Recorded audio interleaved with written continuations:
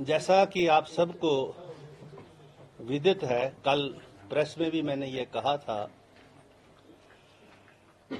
कि anti defection law के तहत जो पिटीशंस 6 माननीय विधायकों के खिलाफ हमारे जो कंप्लेनेंट हैं श्री हर्षवर्धन चौहान जी, जो पार्लियामेंट्री अफेयर मिनिस्टर भी हैं, के माध्यम से हमारे सेक्रेटेरिएट को मिले और मुझे नॉट एज ए अध्यक्ष but as a chairman of the tribunal, क्योंकि सुप्रीम कोर्ट का जजमेंट है कि when speaker acts under the 10th schedule, then he doesn't enjoy the powers and privileges of speaker, but his position is as a tribunal. This is a tribunal, and here I am in the shape of a tribunal judge or whatever you want to say, and here is the registrar, my secretary.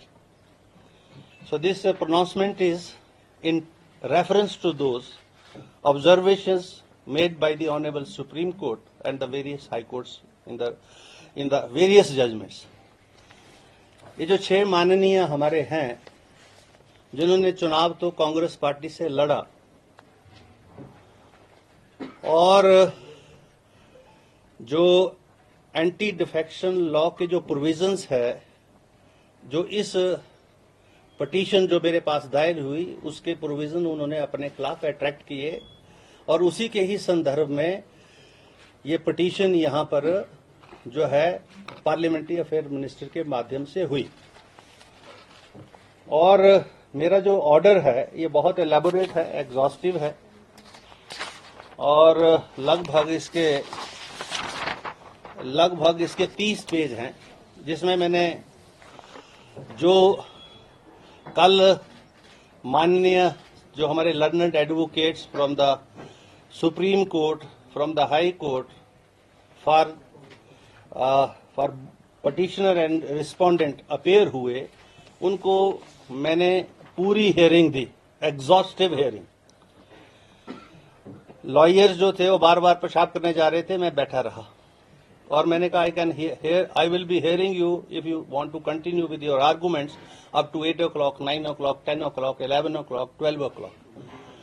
She concluded the arguments at 6 o'clock. It started at 4 o'clock, and one advocate took 1 hour and 10 minutes, the other took nearly 1 hour. Exhaustively they were heard. The record was perused. There was, because Mr. Jain was time and again referring to he should be given more time. There is no need to give more time. Reason being, it is a matter of record. The petition discloses that the 6 members, when the party has issued a whip to them, they defied the whip. And whether it attracts the provisions of the anti-defection law or not, this point I have to see. And it is a matter of record. The honorable members, they were present here. They have marked their presence in the Vidhan Sabha register that we have seen, that is a part of the record also. And when these cut motions and the demands were put to vote, they were not inside. Yesterday also the finance bill, when it was presented in the House and it was to be passed, they were not there in the House. So they had defied the whip and they have attracted the provisions of the anti-defection law. And the judgment part is, and you can ask further questions also.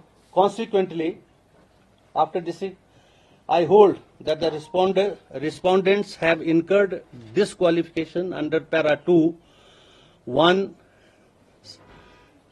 clause 1, subclause A of the 10th schedule, and therefore I hold and declare that respondent number 126 ceased to be member of Himachal Pradesh Legislative Assembly with immediate effects.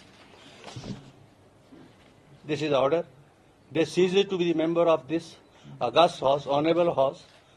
Now, the rest of the things, if you want to know much more, then you can ask them.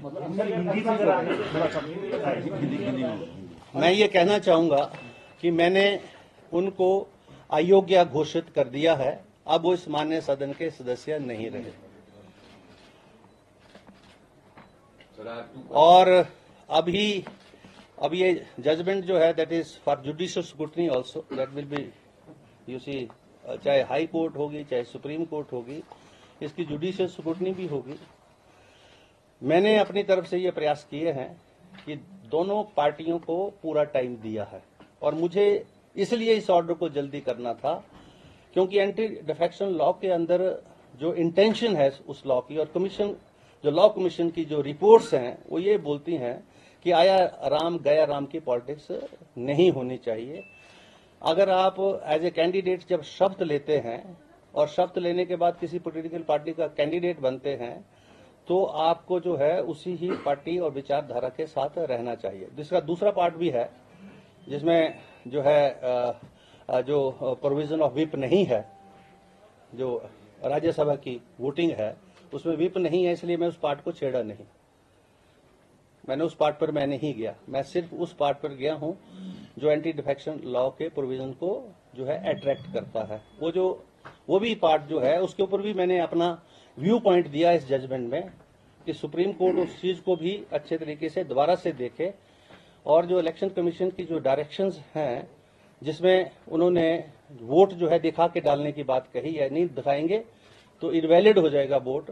लेकिन voter तो ठीक है कि voter जो है स्वतंत्र होना चाहिए वोट देने के लिए और उस पर किसी प्रकार का दबाव नहीं होना चाहिए, लेकिन वो जो वोटर है, जो लोकतंत्र प्रजातंत्र की जो मूलभूत नींव है, जहां चुनाव होता है, पार्लियामेंट्री डेमोक्रेसीज और के माध्यम से पार्लियामेंट बनती है, असेंबलीज बनती हैं, वो जो एथिक्स है उसको भी तो जो है उस एथिक्स के अनुरूप भी तो काम करे। वो रिप्रेजेंटेटिव है 80,000 लोगों का, और उन 80,000 में से 40,000 वो लोग हैं जिन्होंने वोट देकर उसको बनाया, और बनाने के बाद जब वो यहां आता है तो वो अपनी मर्जी से वोट डालकर जो है, क्योंकि ये तो दो पॉलिटिकल आइडियोलॉजी की लड़ाई हो रही है, कांग्रेस की हो रही है, भारतीय जनता पार्टी की हो रही है। आप जिस पार्टी से हैं उस पार्टी के जो है उसकी एथिक्स को डिफाई करके आप जो है दूसरे को वोट देते हैं, this is unethical. This is what I have said in the judgement also. The supreme court में take a cognizance of that also, but I have mainly touched the other part, जो यहाँ पर जो है whip की उल्लंघना हुई, और व्हिप की उल्लंघना से उन माननीय सदस्यों ने जो है एंटी डिफेक्शन लॉ के जो प्रोविजंस है वो अट्रैक्ट किए, और उनको मैं यहाँ से बर्खास्त कर रहा हूँ इस सदन से। इनके नाम पर ये पिटिशनर हैं श्री चैतन्य शर्मा जी। यहाँ लिखिए।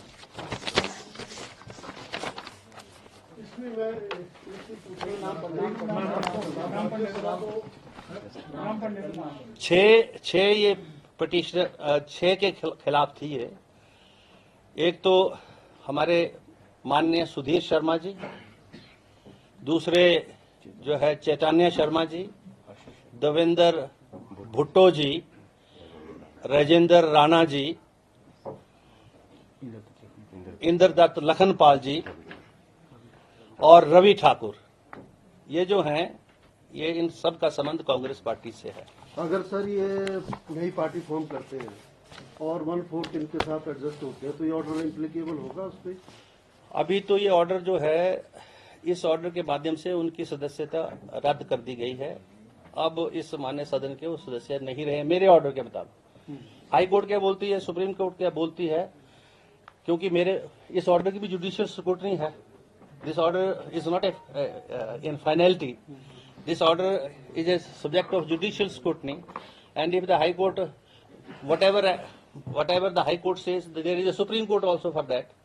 So ये जब दोनों जगह इसके ऊपर जुडिशियली स्क्रूटनाइज होके आएगी तब ये ऑर्डर इन फाइनलिटी होगा। जब उन्होंने कांग्रेस के खिलाफ वोट नहीं दिया तो एंटी डिफेक्शन कैसे होगा? सिर्फ विप के आधार पर भी एंटी डिफेक्शन? यस, होता है, वही मैंने पढ़ा है और आप उस लॉ को देख ले। मेरा सवाल था कि क्या उनको भी सुना गया जो अफेक्टेड पार्टी जिसको उनके लॉयर्स थे, क्योंकि उनकी पर्सनल पर्सनल अपीयरेंस के लिए उनको इन्फॉर्म कर दिया उनके व्हाट्सएप के ऊपर जो है क्या मान्य है? मान्य है व्हाट्सएप ईमेल। हमारी विधानसभा जो है, sir listen to me now Bhardwaj ji, हमारी जो मेल है व्हाट्सएप है, मैं नहीं भी मान्य हो, हम ई विधानसभा हैं और अभी एविडेंस एक्ट जो है अमेंड हो गया पार्लियामेंट से, जिसमें 170 के करीब एमपी बाहर किए गए और उस एविडेंस एक्ट में ये बोल दिया कि जो आपकी जो ये मीडिया के अंदर कैमरास के अंदर जो स्टेटमेंट्स है that is also a primary part of the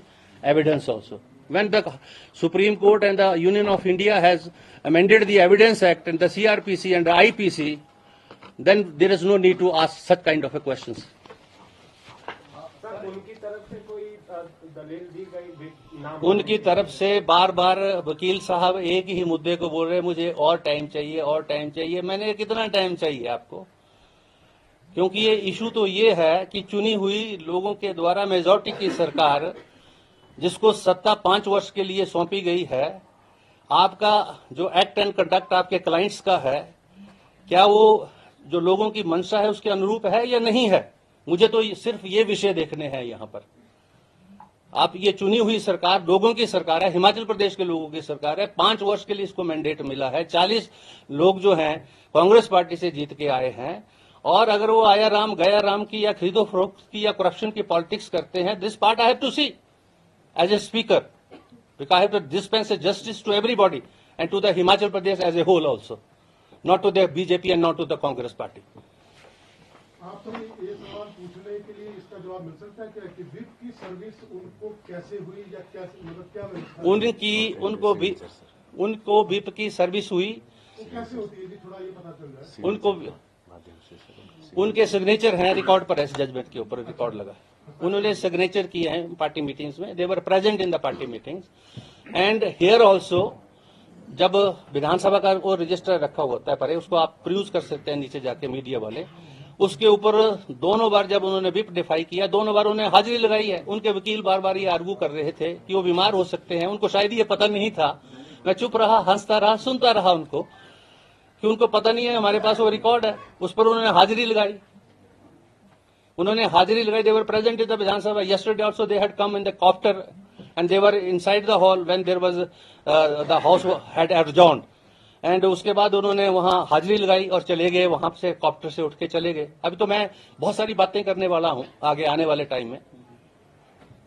खरीद फरोख्त का जिक्र करें, क्या खरीद फरोख्त के भी कोई? मैं ये कह रहा हूं कि एंटी डिफेक्शन लॉ की मंशा ये है कि खरीदो फरोख्त की राजनीति ना हो, भ्रष्टाचार ना हो। मैं ये बोल रहा हूं, this is what I am saying, I am not aliasing against them. अच्छा, एक सवाल है कि ये फैसला जो है उनको सुनाया गया है या किसी माध्यम से भेजा गया है?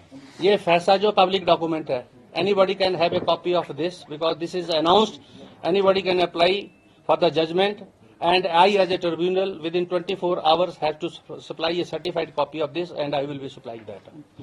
This is the rule, this is the High Court rule, Supreme Court rule. If the Supreme Court passes any order, you can procure a copy of that, but you see there is a time limit for even urgent application you file, within 24 you can have the order. You can have a 24 hours order by tomorrow morning. Thank you very much.